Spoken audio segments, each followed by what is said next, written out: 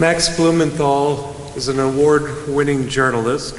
He's a filmmaker, he's a blogger, and a speaker, as we'll soon find out. And he's the national best-selling author of his first book, released in 2009, Republican Gomorrah, Inside the Movement That Shattered the Party.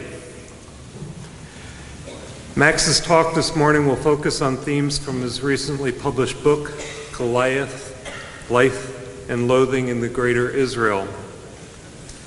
This bold and controversial book is the product of 4 years of research on Israel-Palestine at a very transitional phase, beginning with the national elections carried out during Israel's war on Gaza in 2008 and 2009, which brought into power what he calls Israel's most right-wing government to date.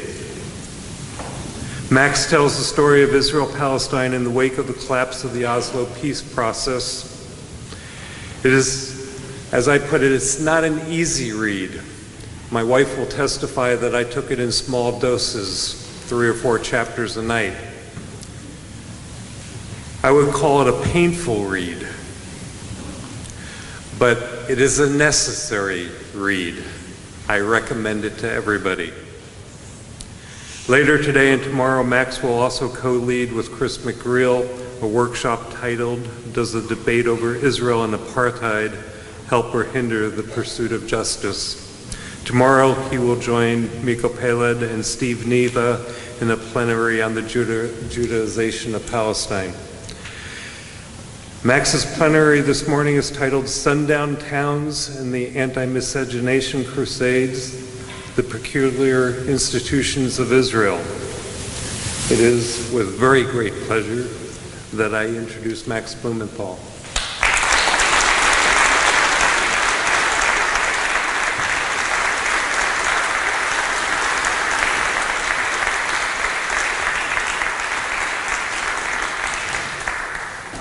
Thanks so much, Mark.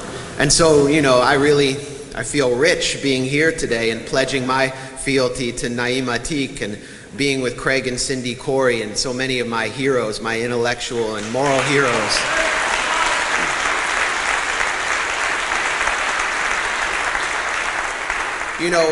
What we're hearing from the people who bow down before Adelson, and on the Democratic side, they bow down before Haim Saban, and what we hear from Israel and Netanyahu, the language we hear from them, is that might makes right. And I think, what we're here today to affirm and what we believe in just a short sentence is that rights make might.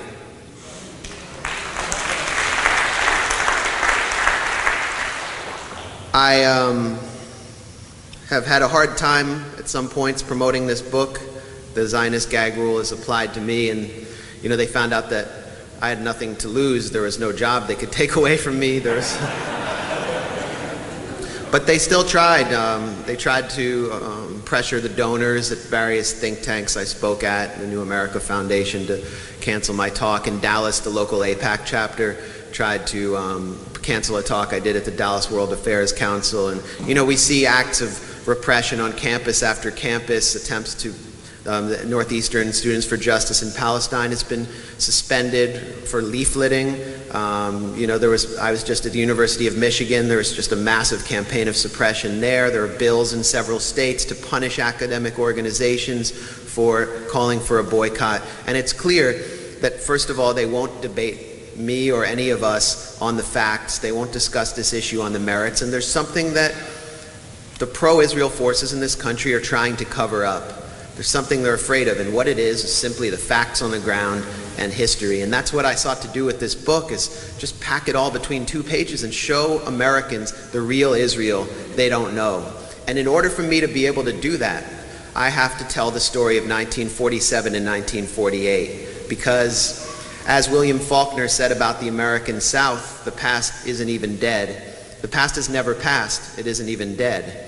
And that is the case in Israel-Palestine today, this single unitary space between the river and the sea where everyone exists under a regime of separation with different rights based on the circumstances of their birth. And that system was born in 1948, and I write about in the, I think it was in the Jezreel Valley, about incident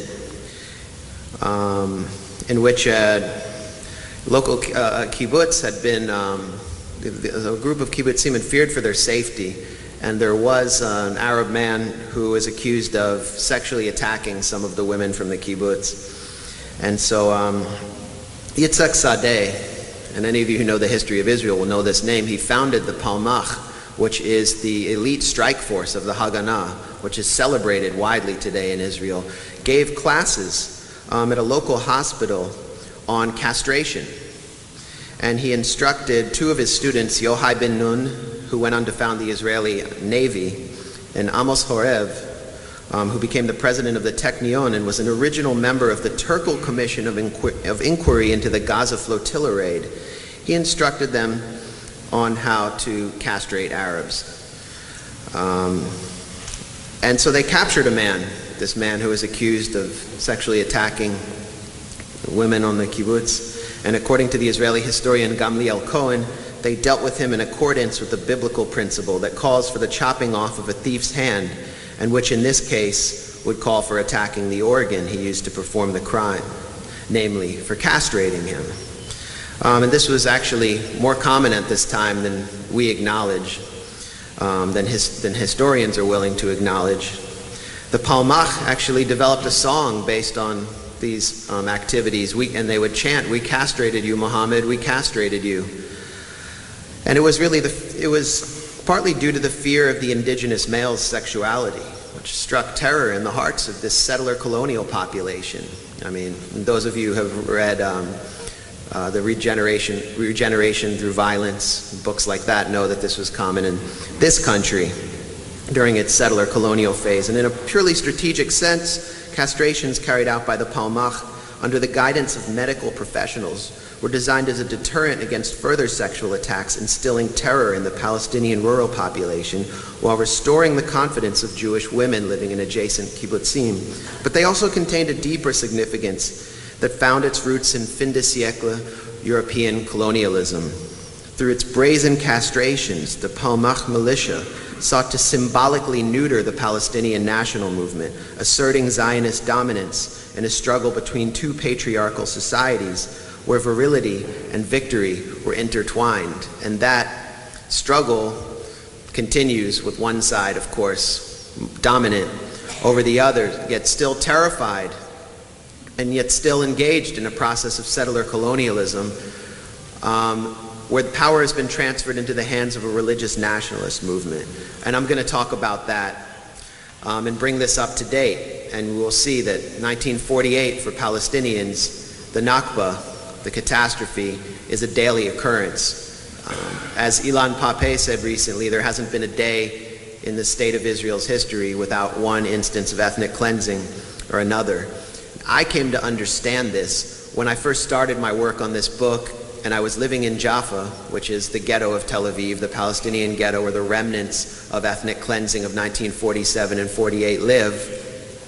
I lived on Dr. Ehrlich Street, which was named Fuad Dajani Street before 1948. Fuad Dajani ran the hospital across the street from me.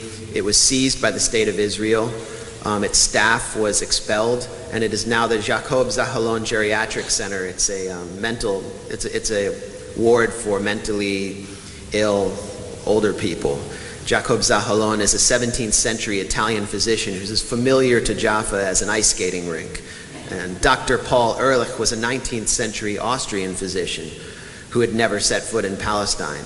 And right around the corner from me was Yitzhak Sadeh Street, named for the Palmach founder who gave instructions on castrations. And 1948 continued. Every day, right in front of my eyes, I noticed 500 standing eviction orders in Jaffa, all applying to Palestinian citizens of Israel. There was a clear plan of what the Israeli government calls Judaization. Jews in, Palestinians out. A new gated community called Andromeda Hills, reflecting the aggressive and politicized wave of gentrification in Jaffa, was filing noise complaints against the local church, the St. George's Church, and the two mosques, to silence the call of the muezzin and the tolling of the church bells. All of these structures predated the foundation of the State of Israel. Netanyahu endorsed this measure, which was soon introduced in the Knesset, declaring, "We don't need to be more liberal than Europe," linking himself in a political sense to the neo-fascists and xenophobes rising in Europe against a tide of immigrants. I noticed,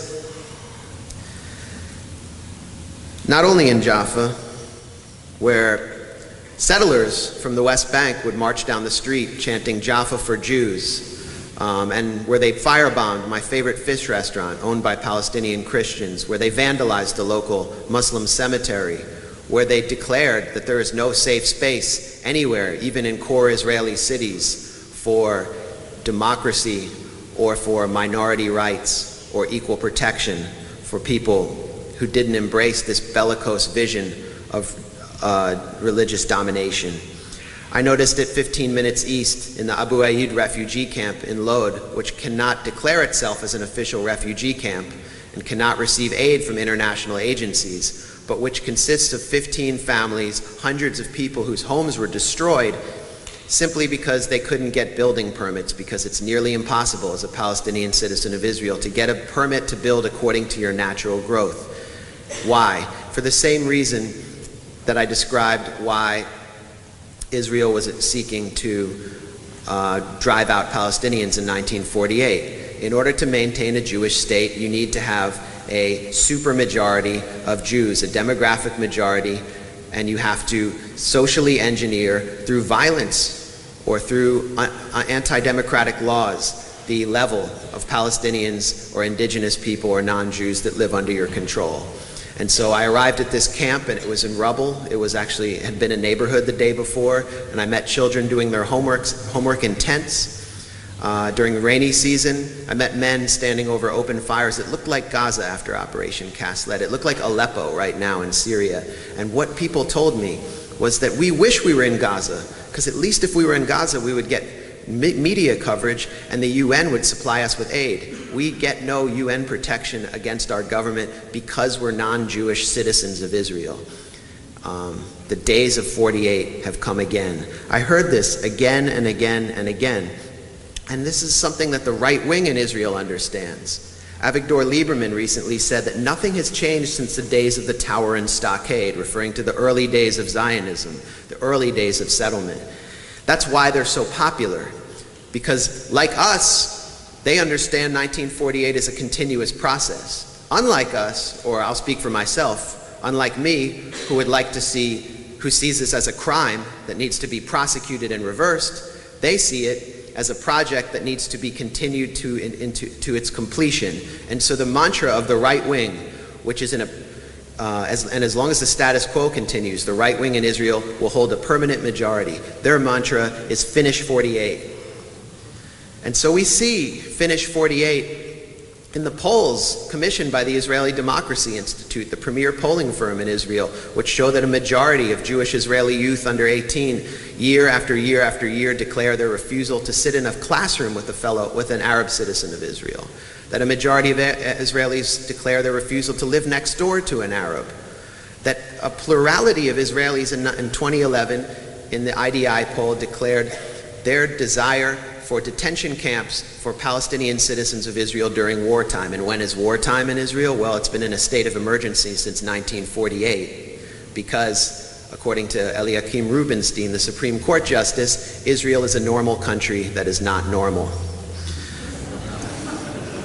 We hear finish 48 in the words of Tzipi Hotovely, who is the Deputy Transportation Minister, is younger than me, is the Sarah Palin of Israel and speaks better English than Sarah Palin.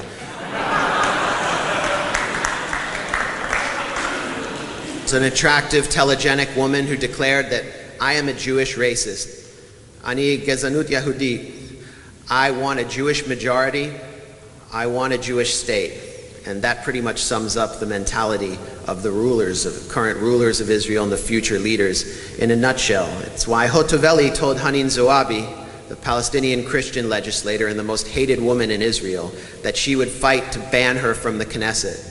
and legislation has passed in the Knesset, raising the electoral threshold to make it nearly impossible for Palestinian parties to hold, like Balad, the party of Zawabi, to hold power. The day will come when the Knesset is Arab Rhine. We hear finish 48. In Naftali Bennett, the economic minister's plan to annex the West Bank, hand over Palestinians to Jordan, and force the rest in Area C to either take loyalty oaths to the Jewish state or be ethnically cleansed, and that is the plan. And we hear finish 48 in the tracts of state-funded rabbis, tracts like Torat HaMelech, the King's Torah, which I wrote about in my book and was harshly criticized for simply reporting on. The Israeli newspaper Ma'ariv calls it a guide for when it is permissible to kill non-Jews. And that is exactly what it is, produced by Yitzhak Shapira and Yitzhak Ginsburg, two state-funded Israeli rabbis based near Nablus, from a settlement known for its price tag attacks on the local Palestinian population, which has also received thousands upon thousands of dollars from the tax-exempt nonprofit based on the Marcus Brothers textiles shop on Fifth Avenue in New York called the Central Fund for Israel. They produced this book, which is a guide for how and when it is permissible to kill non-Jews. Among the many lowlights of the book is that it is permissible to kill Gentile children if it is deemed that they will grow up to harm us. There are also two letters issued by signed by hundreds of state-funded Israeli rabbis. Letters first declaring that it is illegal under Jewish law, of course this is a perversion of Jewish law, illegal under Jewish law to rent apartments to non-Jews, referring to Palestinians and African refugees. The second letter, issued by rabbis' wives, declared that it is illegal under Jewish law to have relationships between Jews and non-Jews, or what they refer to in the document as mixed marriages. And we know where that language has deep resonances in our society. And so these dual rabbinical letters inspired the anti-miscegenation movement in Israel, which sought to revive the spirit of Yitzhak Sadeh and the Palmach castration crews and finish 48 inside core Israeli cities through the organization Lahava, led by former followers of Meir Kahane, the assassinated terrorist rabbi who advocated an ethnically pure Jewish state from the river to the sea. Lahava has set up a hotline allowing callers to inform on mixed marriages and interreligious and interracial relationships.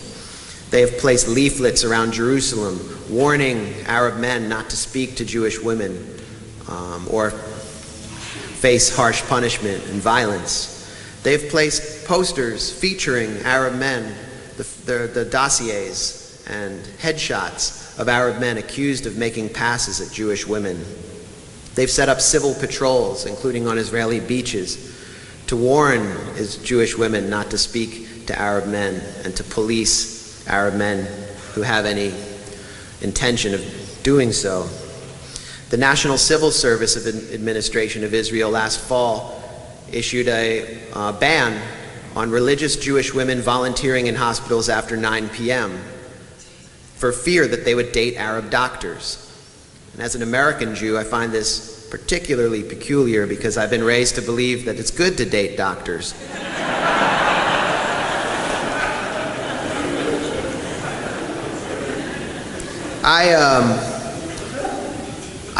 I produced a video called Feeling the Hate in Jerusalem during one of my first reporting trips to Israel. It's been banned by YouTube, banned by Vimeo. The Huffington Post refused to feature it. It was widely denounced because I simply showed young American Jews and Israelis kind of in a competition for who could make the most racist statement about Barack Obama and about African Americans, about Palestinians. It was a scene of just extreme, very organic, spontaneous racism in Zion Square, in the heart of Jerusalem, a place that many Jews consider the spiritual heart of the Jewish people.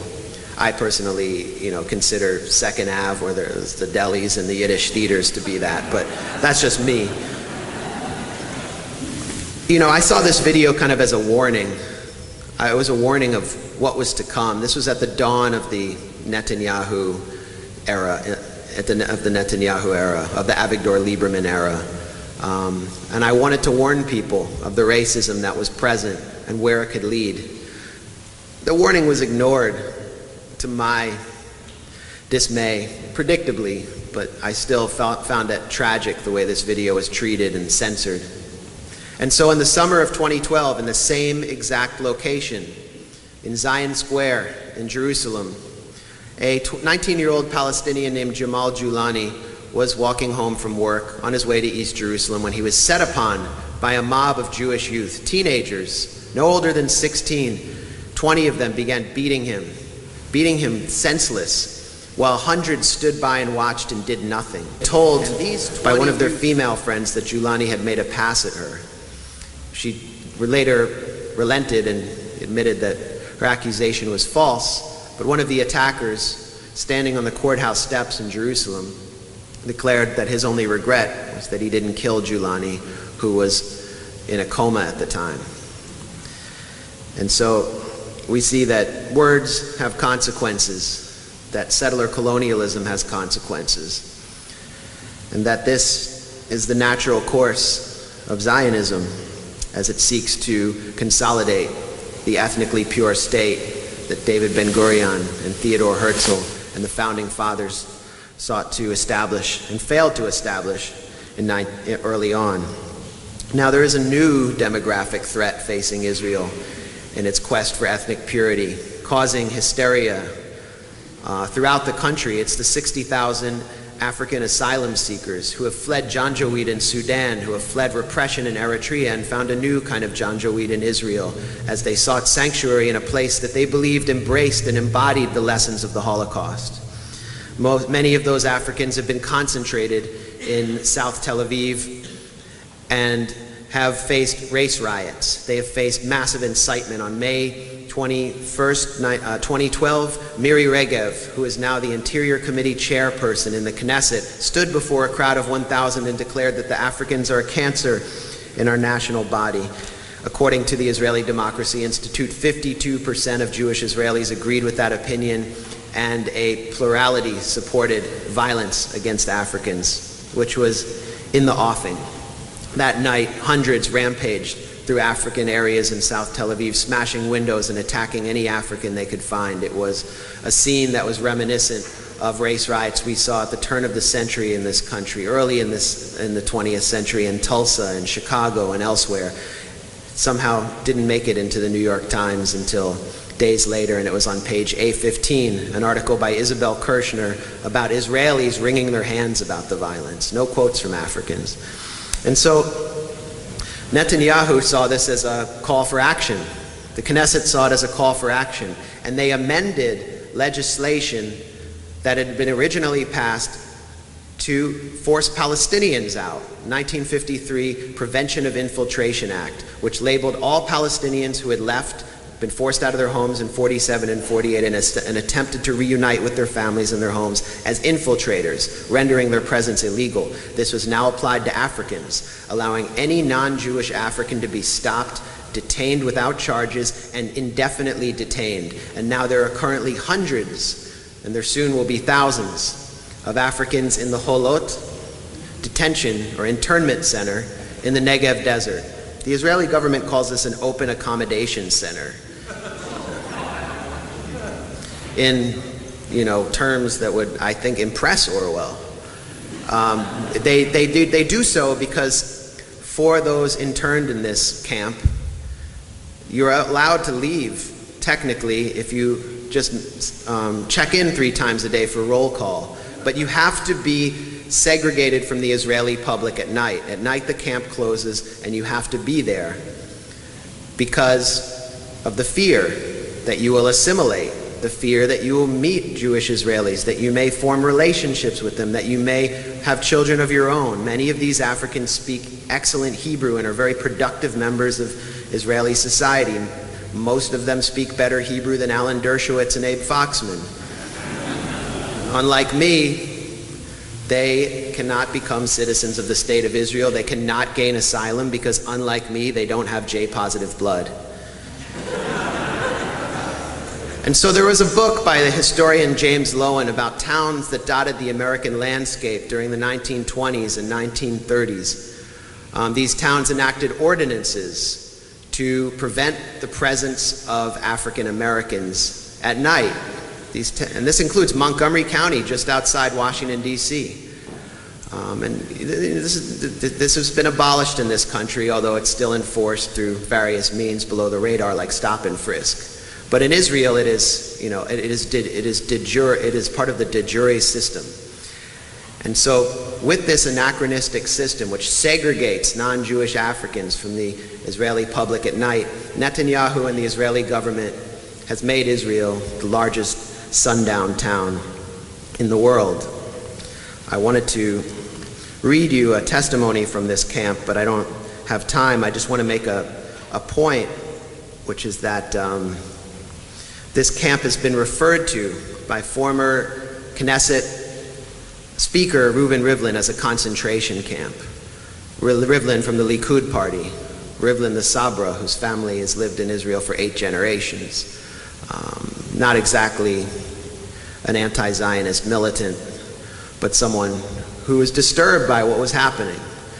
And many Israelis are disturbed by what's happening and refuse to acknowledge that this is the natural outcome of an anachronistic system based on the philosophy of Zionism. But if you look in Israeli documents, this language is used as well. The document produced by Arnon Sofer, who is the key demographer in Israeli society. Sofer in Hebrew means counter, and they call him Arnon the Arab counter, because he advises successive governments on how to control the demography to maintain a Jewish majority. In Sofer's document on the Holot detention camp, he called for rikuz. Rikuz means concentration, the concentration of the African population. And rikuz, that term is also featured on the website of the Yad Vashem Holocaust Memorial Foundation, which is Israel's main Holocaust museum, referring to the camps Jews were placed in during World War II. Of course, concentration camps are not unique to Jewish history. Zulus were kept in concentration camps. Native Americans are familiar with this system. Japanese Americans who are deemed to possess enemy race blood understand what concentration camps are. There are many living Japanese Americans who spent time in Manzanar in California. So this is not exclusive to Jewish history. However, there was someone who I write about in my book who saw this coming and saw that Zionism and Israel would soon enter a terminal phase. His name was Yeshayahu Leibovich, and I want to tell you about him and close with some of his prophecies. Leibovich possessed 3 PhDs. He wrote the Encyclopedia Judaica, one of the finest minds the Zionist movement ever produced. He was a man who is said to know more about Maimonides than Maimonides himself. And none of the religious nationalist rabbis of Israel would dare face him in a debate. He was an anti-establishment figure, but not an anti-Zionist, at least in 1967, when Israeli society erupted in celebration when they entered the West Bank and conquered the Gaza Strip and the Golan Heights. And Leibovich stood completely against his entire society and warned that the Arabs would be the working people and the Jews the administrators, inspectors, officials, and police, mainly secret police. A state ruling a hostile population of 1.5 to 2 million foreigners would necessarily become a secret police state with all this implies for education, free speech, and democratic institutions. He said that Israel's problems, needs, and functions, this is in 1967, will no longer be those of the Jewish people in Israel abroad, but those arising from the specific tasks of government and administration of this strange system of political domination. And he warned that there would be a deep social strife, similar to one that existed in Rhodesia, Zimbabwe. He called Israel Rhodesia under a Jewish authority. 2 years later, Leibovich issued his most harrowing and horrible prophecy. He predicted that the occupation and this system that paralleled that in the time in Rhodesia, Zimbabwe, would enter into a malignant phase in which concentration camps would be erected by the Israeli rulers, and Israel would not deserve to exist, and it will not be worthwhile to preserve it. Leibovich was still beloved at the time because he advised Israelis. He was seen as a religious authority. They would come to him by the hundreds. They'd call him at night at his home and ask him questions on Jewish religious law. They would ask him how to quit smoking, basic questions.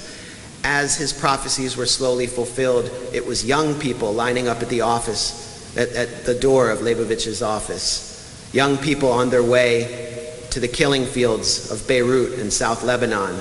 Young people on their way to enforce the occupation during the first Intifada at age 17. And they asked Leibovich, what should we do? And he said, organize mass insubordination and refuse to participate in an army, or face the consequence of becoming a Judeo-Nazi, someone who just follows orders. That was the term that he used.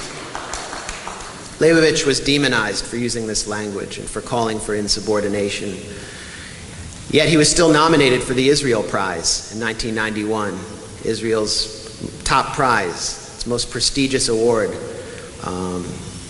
Leibovich continued to call for a mass refusal until Defense Minister Yitzhak Rabin demanded that the prize be rescinded. He withdrew the prize. He said he didn't want to create any more rancor. And a year later, he died in his sleep and would soon be sort of forgotten by Israel. Now we look at the situation. We look at the situation on the ground. We look at the situation I describe in this book, a situation many of you have witnessed on your trips to Israel, Palestine, a situation that Naim witnesses every day in Jerusalem. And we realize that Leibovich's worst prophecies have been fulfilled, that they describe the reality on the ground. And yet his words still resonate with us.